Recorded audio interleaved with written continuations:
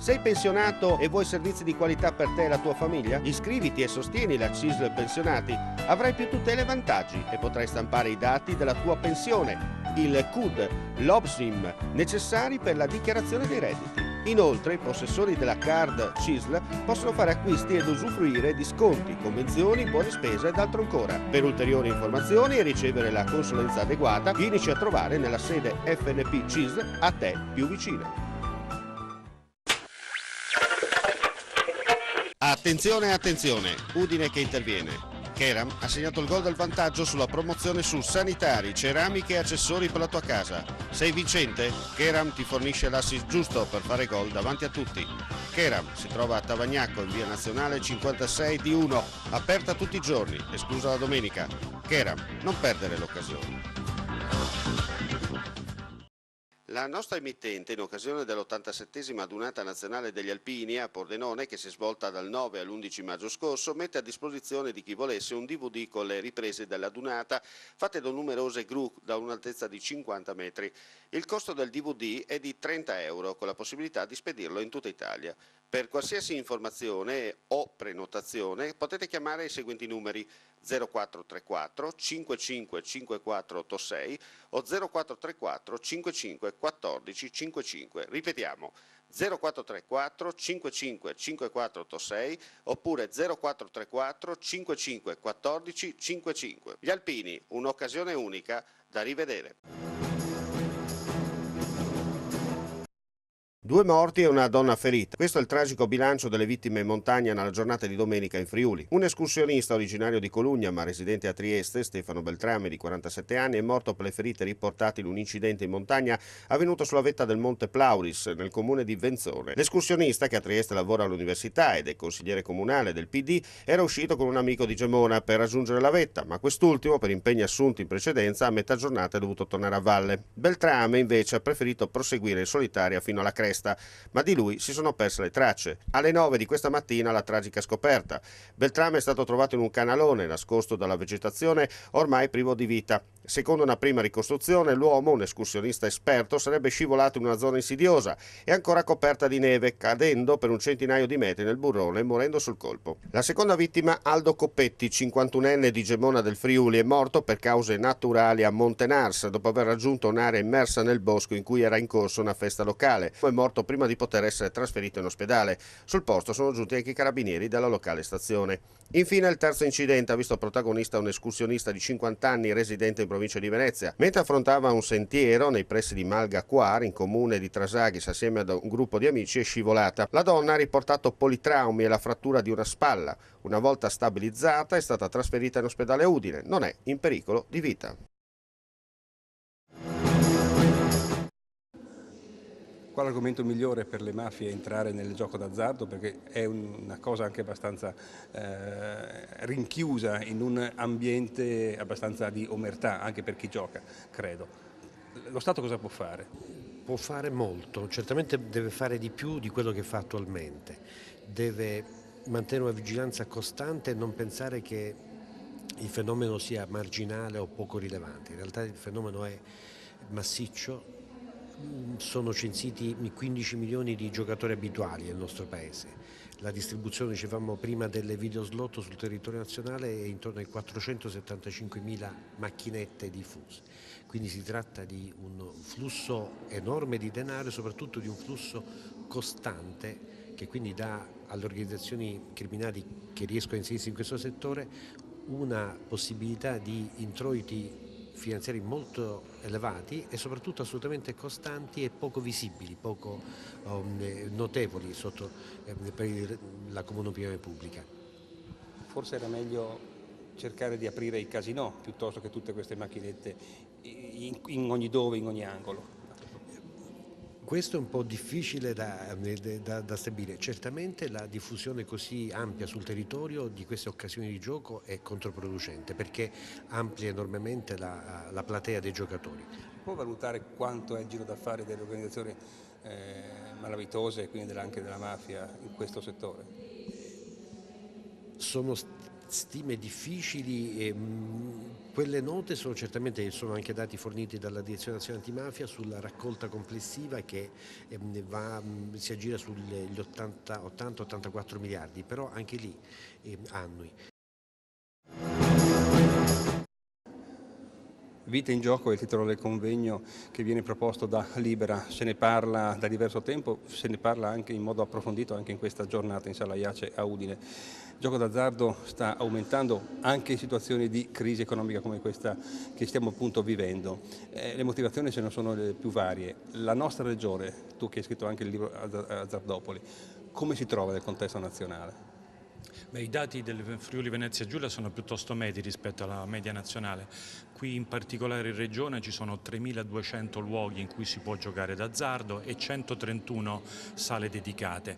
La percentuale del PIL dei friulani dedicata all'azzardo copre il 4,13%. Sono dati insomma, che rispecchiano abbastanza la media nazionale. È importante che si tenga un convegno del genere perché vuol dire che la percezione comunque sulla pericolosità del fenomeno è molto alta e questo è un elemento molto importante a scopo preventivo per evitare che succeda quello che è successo in altre regioni, la provincia di Pavia piuttosto che Napoli, la Campania, insomma regioni in cui le mafie in particolare o l'illegalità hanno prevalso e hanno stravolto completamente la legalità dell'azzardo. Ma secondo te come si fa a rinchiudere questo gioco d'azzardo in una situazione in cui non è poi patologico, non dovrebbe essere patologico? Cioè è possibile giocare per divertirsi oppure no al gioco d'azzardo? Gioco e azzardo sono due parole che nonostante siano affiancate stridono terribilmente. Io sono assolutamente favorevole al gioco e non sono proibizionista sull'azzardo, un po' come Libera.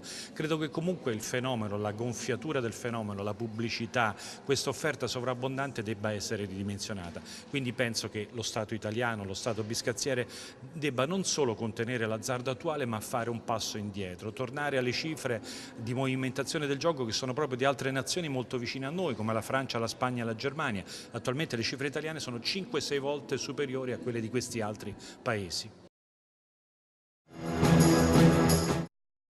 Mozione Passi-Carrai approvata all'unanimità in Consiglio regionale, lei primo firmatario ma è stata sostenuta bipartisan. Cosa comportava il grave disagio del pagamento dei Passi-Carrai? Il pagamento da parte degli utenti, sia privati sia delle società, di somme ingenti. Ci sono stati dal 1998, quando è passata la legge che permetteva all'ANAS di ritoccare i canoni, degli aumenti fino all'8.000%, quindi basta pensare, se uno prima pagava €1, dopo ne paga 8.000, quindi sono delle spese difficilmente sostenibili sia dai privati, ma soprattutto da chi aveva un'attività con accesso lungo le strade ANAS. Quindi adesso questa mozione, che è un atto diciamo importante per il Friuli Venezia Giulia, perché il 18 di giugno ci sarà un tavolo di lavoro a Roma che era stato previsto nella legge di stabilità 2014 e verrà affrontato il problema. Saranno presenti sia rappresentanti dell'ANAS, rappresentanti del Ministero dei Trasporti e anche rappresentanti del comitato che si è formato per proprio risolvere questa questione. Adesso noi attendiamo cosa succederà il 18 a questo tavolo di lavoro che avverrà a Roma. E nel caso in cui non ci fossero delle soluzioni immediate e positive, l'assessore Santoro si è impegnata a proseguire la battaglia. Questi costi significativi si ripercuotono in particolar modo in alcune zone già disagiate come quelle montane. Il passaggio che è stato fatto delle strade ANAS, di buona parte delle strade ANAS che sono passate dallo Stato praticamente alla Regione, ha permesso poi alla Regione di ridurre o di annullare i canoni. Però gli ultimi 20 chilometri verso le aree di confine sono rimaste in capo all'ANAS, anche perché se non rimane più nulla in capo all'ANAS, l'ANAS non ha neanche nessun motivo per avere una sede qua in Friuli. Tutte le attività che si trovano proprio questi ultimi 20 chilometri, che sono sempre aree disagiate, aree di montagna, dove non ci sono grandi profitti, tutti questi utenti si trovano estremamente penalizzati.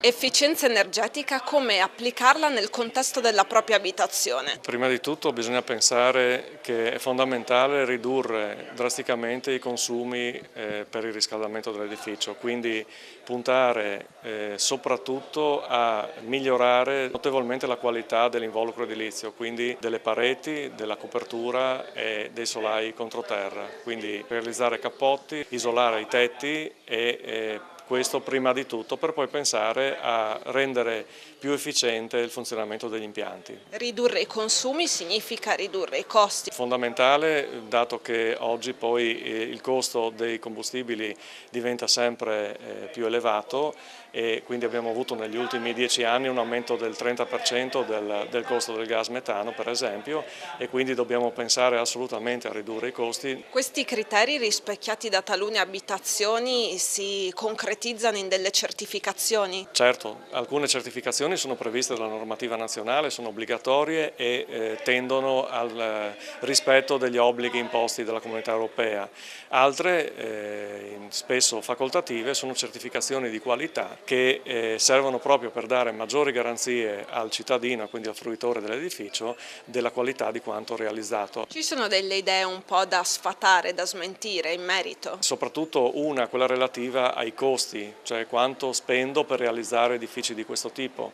È vero, gli edifici, bisogna dirlo, edifici ad alta efficienza costano dal punto di vista della realizzazione un po' di più degli altri, però in alcuni casi mi consentono dei risparmi immediati che sono quelli sull'impiantistica. Alcuni edifici possono funzionare senza un impianto tradizionale o convenzionale di riscaldamento e altre spese poi le recupero durante l'arco della vita dell'edificio. Fare edifici efficienti vuol dire anche vivere in una casa che funziona dal punto di vista del comfort, quindi temperature superficiali elevate e quindi elevato comfort. Da questo punto di vista un ulteriore risparmio: posso ottenere il riscaldamento ad una temperatura più bassa perché le mie pareti, i miei pavimenti, i miei soffitti sono più caldi. Sei pensionato e vuoi servizi di qualità per te e la tua famiglia? Iscriviti e sostieni la CISL Pensionati. Avrai più tutele e vantaggi e potrai stampare i dati della tua pensione, il CUD, l'OBSIM, necessari per la dichiarazione dei redditi. Inoltre, i possessori della card CISL possono fare acquisti ed usufruire di sconti, convenzioni, buone spese ed altro ancora. Per ulteriori informazioni e ricevere la consulenza adeguata, vienici a trovare nella sede FNP CISL a te più vicina.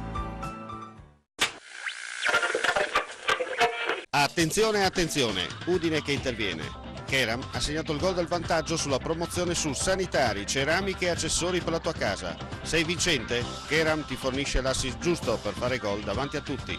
Keram si trova a Tavagnacco in via Nazionale 56 di 1, aperta tutti i giorni, esclusa la domenica. Keram, non perdere l'occasione. La nostra emittente, in occasione dell'87esima adunata nazionale degli alpini a Pordenone, che si è svolta dal 9 all'11 maggio scorso, mette a disposizione di chi volesse un DVD con le riprese dell'adunata fatte da numerose gru da un'altezza di 50 metri. Il costo del DVD è di 30 euro, con la possibilità di spedirlo in tutta Italia. Per qualsiasi informazione o prenotazione potete chiamare i seguenti numeri: 0434 55 54 86 o 0434 55 14 55. Ripetiamo: 0434 55 54 86 oppure 0434 55 14 55. Gli alpini, un'occasione unica da rivedere.